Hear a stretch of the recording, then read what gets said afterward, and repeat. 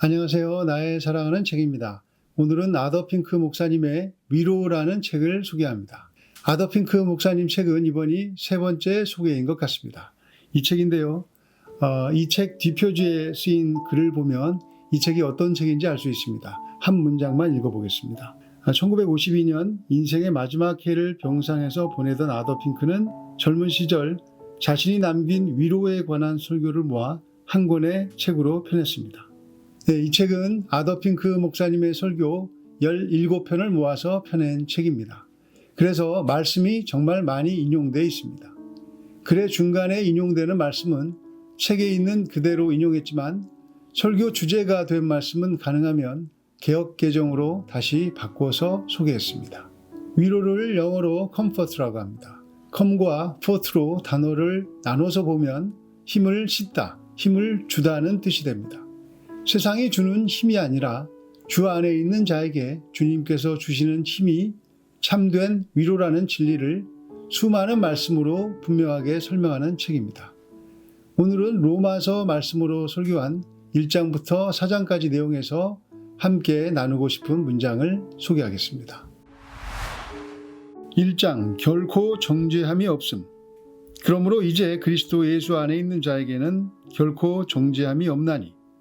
정죄함이 없다는 말은 그저 우리 양심에 어떠한 찔림도 없다라거나 우리 안에 정죄받을 만한 것을 발견할 수 없다라는 정도가 아니라 그보다 훨씬 복된 사실을 담고 있는데 다름 아닌 그리스도를 믿고 구원받은 자는 하나님께서 결코 정죄하지 않으신다라는 것입니다.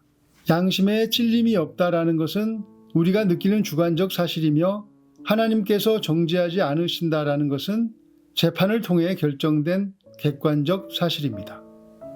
아담 안에 있을 때 우리는 정죄받았지만 그리스도 안에 있으면 모든 정죄에서 영원히 해방됩니다. 정죄에서 면제되는 것은 우리 행위에 달려있지 않고 오직 우리가 그리스도 안에 있는가에 달려 있습니다. 믿는 자는 마치 방주 안에 있던 노아처럼 그리스도 안에 있다.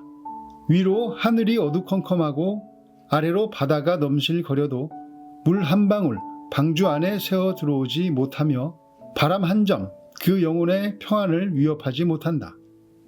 2장 모든 것이 우리 유익을 위해 합력함. 우리가 알거니와 하나님을 사랑하는 자 곧 그의 뜻대로 부르심을 입은 자들에게는 모든 것이 합력하여 선을 이루느니라. 모든 것은 하나님에 의해 결국에는 우리에게 유익이 되도록 움직입니다. 심지어 고통이나 슬픔, 상실조차 모두 하나님께서 택하신 자들에게 유익이 되도록 사용됩니다. 거듭나지 않은 사람은 하나님을 사랑하지 않습니다. 하지만 성도는 하나님을 사랑하는 자들입니다. 주시든 취하시든 꾸짖으시든 인정하시든 하나님께서 그들에게 행하시는 모든 것을 사랑합니다. 하나님께서 하시는 일은 모두 옳다는 것을 알기 때문에 심지어 징계의 회초리를 드실 때조차 사랑합니다. 우리가 사랑함은 그가 먼저 우리를 사랑하셨습니다. 그런데 하나님을 향한 제 사랑은 어째서 이처럼 작은 걸까요? 부족한 사랑 때문에 슬퍼하며 차가운 마음 때문에 자책할 때가 많습니다.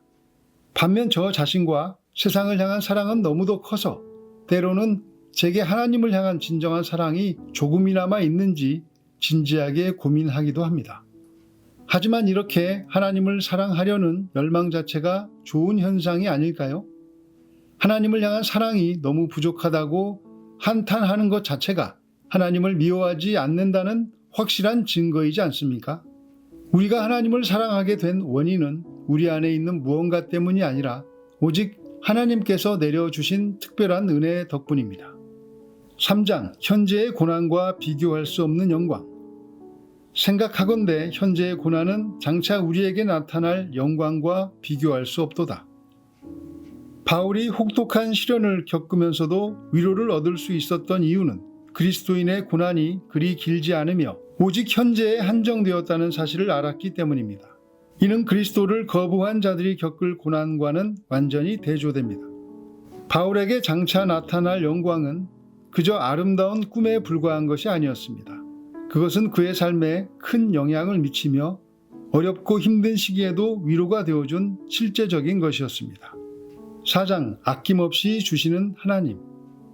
자기 아들을 아끼지 아니하시고 우리 모든 사람을 위하여 내주신 이가 어찌 그 아들과 함께 모든 것을 우리에게 주시지 아니하겠느냐.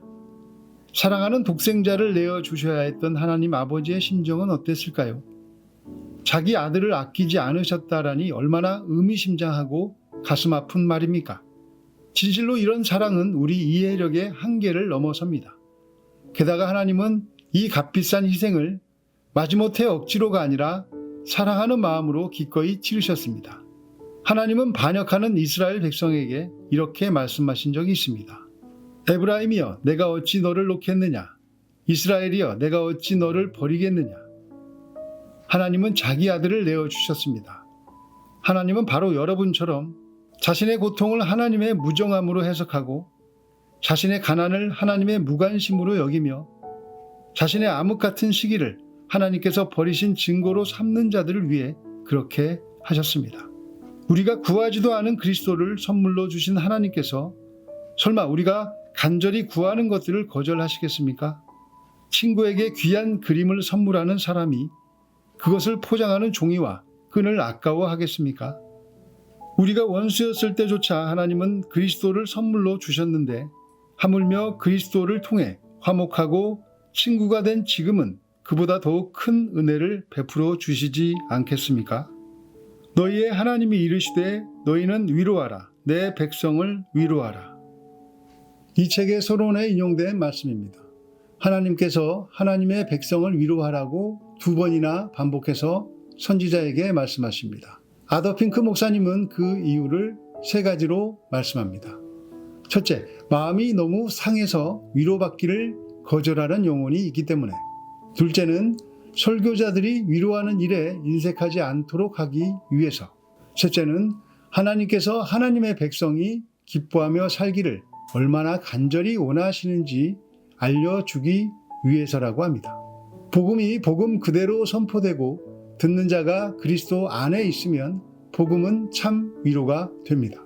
이 말을 다른 말로 하면 복음이 복음 그대로 선포되지 않으면 교회에는 세상의 위로가 들어오고 듣는 자가 그리스도 밖에 있으면 복음 아닌 다른 것에서 위로를 찾게 된다는 말이 됩니다. 우리의 희망을 하나님께서 들어주시는 것이 위로가 아니라 하나님의 마음이 우리 마음에 깃들어서 힘을 주시는 주님을 경험하는 것이 참된 위로라고 말하는 책 같습니다. 아침마다 늘 새롭게 주님 만나시기를 주님의 이름으로 축복합니다. 감사합니다.